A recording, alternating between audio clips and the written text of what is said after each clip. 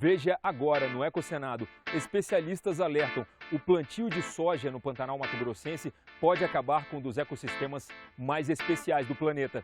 A vocação daquela região é para a preservação. Então não há que discutir avanço de atividades agrícolas. Brasil ratifica o Acordo de Paris sobre mudanças climáticas. A mudança do clima é um dos maiores problemas da atualidade. Talvez o maior desafio global do século. Uma entrevista sobre a crise hídrica que agora chega ao Distrito Federal. Sim, a crise que nós estamos atravessando é uma crise mundial. Agora, no Ecocenado.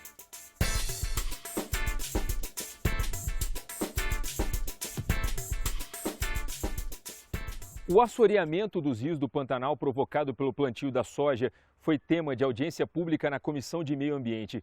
Os especialistas fizeram um alerta: caso nada seja feito para deter este processo, o Pantanal vai deixar de existir. Situado a sudoeste do estado de Mato Grosso e a oeste do Mato Grosso do Sul, o Pantanal mato-grossense possui 250 mil quilômetros quadrados de extensão, avançando ainda pelo Paraguai e a Bolívia. Reserva da biosfera e patrimônio natural da humanidade, o bioma abriga uma das mais ricas biodiversidades do planeta. É considerado também a maior planície inundável do mundo. Mas toda essa riqueza se encontra ameaçada pelo assoreamento dos rios e a poluição das águas por agrotóxicos. Para o representante do IBAMA, a solução passa necessariamente pela mobilização dos produtores rurais.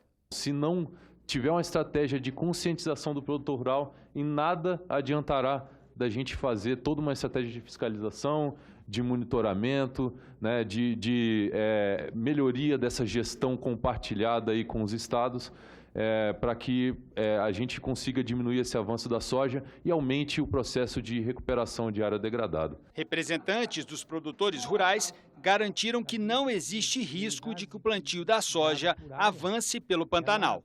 Não tem possibilidade de expansão para essas áreas, de maneira nenhuma, em função de legislação, em função de custo, em função de viabilidade, em função de altitude, em função de genética, melhoramento. A vocação daquela região é para a preservação. Então não há que discutir avanço de atividades agrícolas. O problema é que a degradação dos rios do Pantanal é provocada principalmente por atividades praticadas fora do bioma. O desmatamento e o uso indiscriminado de agrotóxicos nos planaltos que cercam o Pantanal mato-grossense tem provocado o assoreamento de praticamente todos os rios da região, com impactos ambientais, econômicos e sociais. Proteger as áreas ambientalmente sensíveis do Planalto é estratégico para a sobrevivência do Pantanal como a gente conhece hoje. Tudo o que acontece no Planalto, ele ataca diretamente a sua planície. Todo o agrotóxico que é utilizado no Planalto, ele acaba na planície. Toda a falta de saneamento das cidades que tem no Planalto acaba incidindo na planície. Se nós não tomarmos iniciativa hoje, eu não dou 10 anos que a atividade do turismo de pesca se encerra no Pantanal.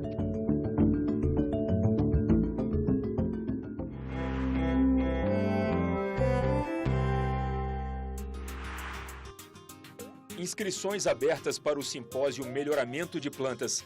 O evento será realizado nos dias 17 e 18 de novembro no auditório da Embrapa Recursos Genéticos e Biotecnologia em Brasília.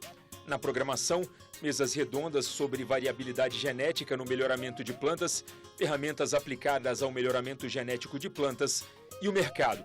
Mais informações sobre o simpósio no endereço eletrônico www.embrapa.br/cerrados.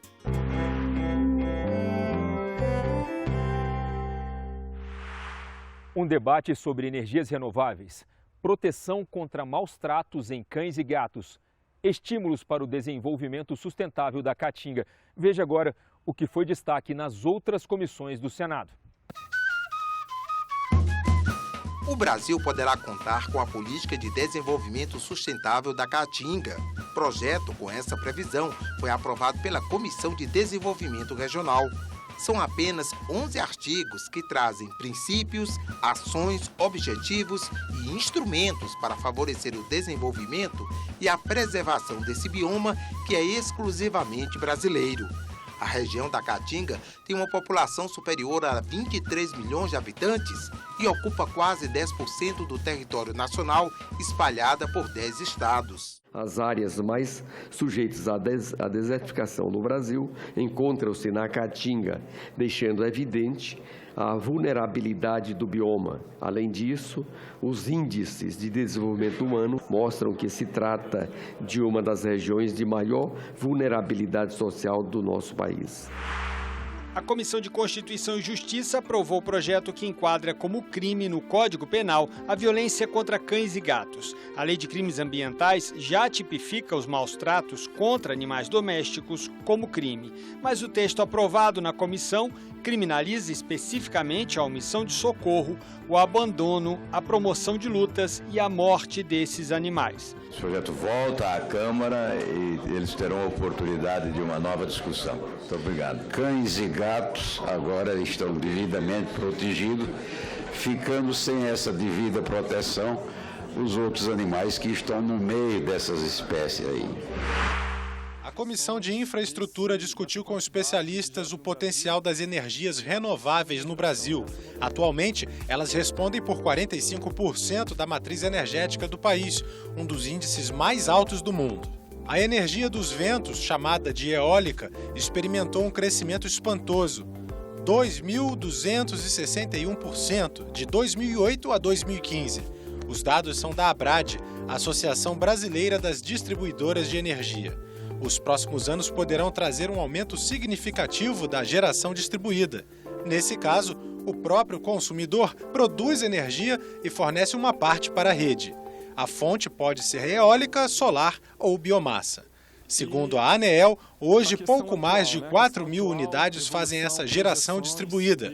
Em 2024, o número pode subir para 1.200.000. Os benefícios serão imediatos.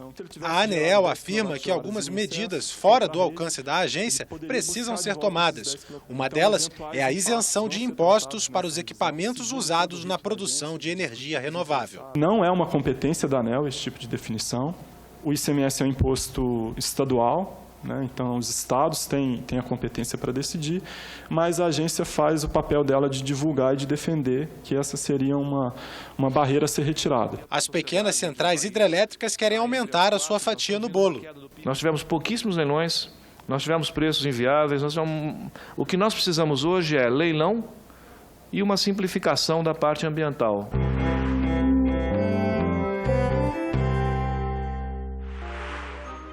Reduzir as emissões de gases de efeito estufa para frear o aumento da temperatura média na Terra. Essa é a base do Acordo de Paris, compromisso assumido por 197 países durante a COP21, a Conferência da ONU sobre Mudança Climática, realizada em dezembro de 2015 na capital francesa. Para entrar em vigor, o texto precisa ser confirmado por pelo menos 55 países responsáveis por 55% das emissões poluentes. O período para assinatura do acordo foi aberto em 22 de abril deste ano e se estende até 21 de abril de 2017. O Brasil já fez a sua parte. Em agosto, o texto foi aprovado pelo Congresso.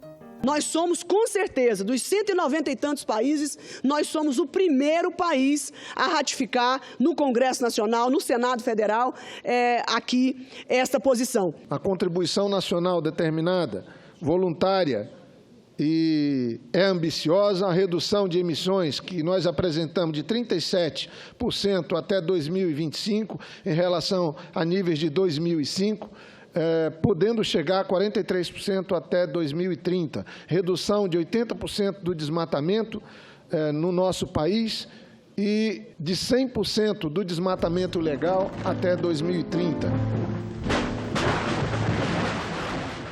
O momento da votação no Senado foi muito simbólico desse momento de unidade nacional.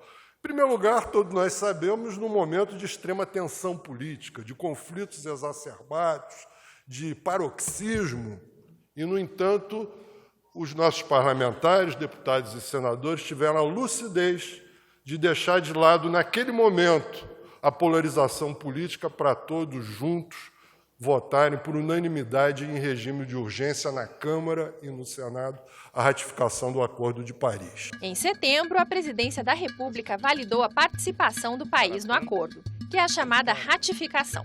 A partir de agora, as metas se tornam compromissos oficiais do Brasil. A mudança do clima é um dos maiores problemas da atualidade.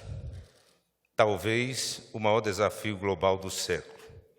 Mas é também uma oportunidade para reorientarmos o projeto de desenvolvimento nacional se agirmos de maneira firme e ambiciosa. O princípio orientador do acordo é que todos os países devem buscar os maiores objetivos possíveis, a partir das responsabilidades e capacidades de cada um.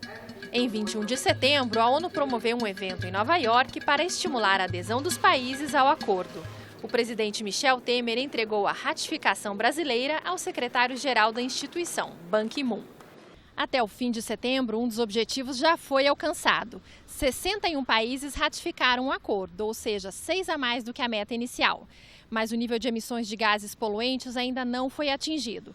Faltam aproximadamente 7 dos 55% necessários.